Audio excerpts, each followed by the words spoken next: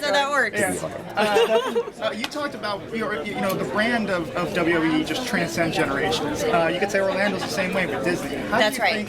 How do you think you guys are going to be able to work together, to build, the audience, you basically build your growth together? Well, Orlando has in essence become a second home for WWE because here is where our performance center is located, our partnership with Full Sail University, where our fans ultimately are able to decide who's going to be the next superstar diva to make it to the main roster, because our fans really are such a part of our show.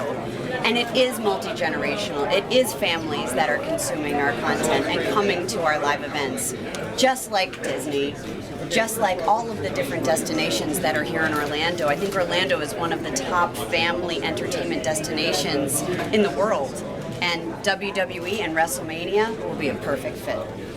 Stephanie, John talked a little bit about the feeling of being in the ring for an event that big and also being outside the ring. You've experienced both. I mean, what does it mean to you the last couple of years to be an in-ring performer for something like this?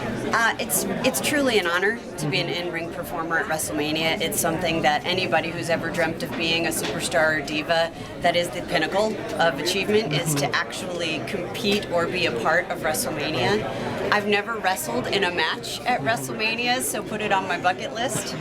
I do know what it's like to sit there, but I have to say my perspective is so unique, because when I walk into that empty stadium every single year, I'm overwhelmed and flooded with emotion, whether it's thinking about my grandfather and what he would have said about what my father created.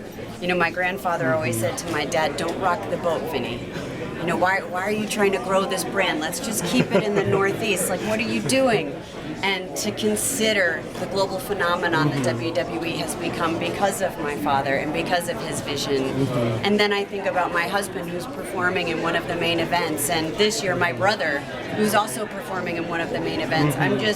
I am overwhelmed with emotion of pride and honor and family. You talked about the success of WWE and WrestleMania being World Cup level, being Olympics level. That's right. According to Forbes. But what do you think it is? What do you think is the key factor in WWE that makes it such a successful entity, a successful business? I think from a business standpoint, we have an incredible team of executives. We have an incredible visionary, a creative visionary that is setting the way and leading the path. When OTT, we were one of the first production companies, certainly, to go direct to consumer, and now everyone's really following suit. We're offering WrestleMania for the first time ever. If you're a new subscriber, it's free.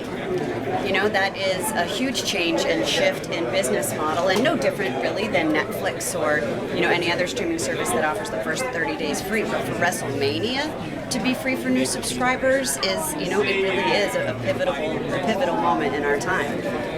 From a fan perspective, clearly it's because of the relatability of our stories and the connections that I think people make to the different superstars and divas and their personalities and the way we engage them along the way.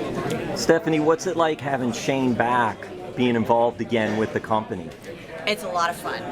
My brother brings a whole new level of energy. Like, have you seen how much energy he has? I grew up with that, by the way. I was his little brother. I was on the receiving end of a lot of that, energy and excitement, and I loved it. I loved every minute of it. I missed him. I'm very happy to have him back. And lastly, from me, John Sabor, what has he meant bringing WrestleMania, all over, but even back to Orlando?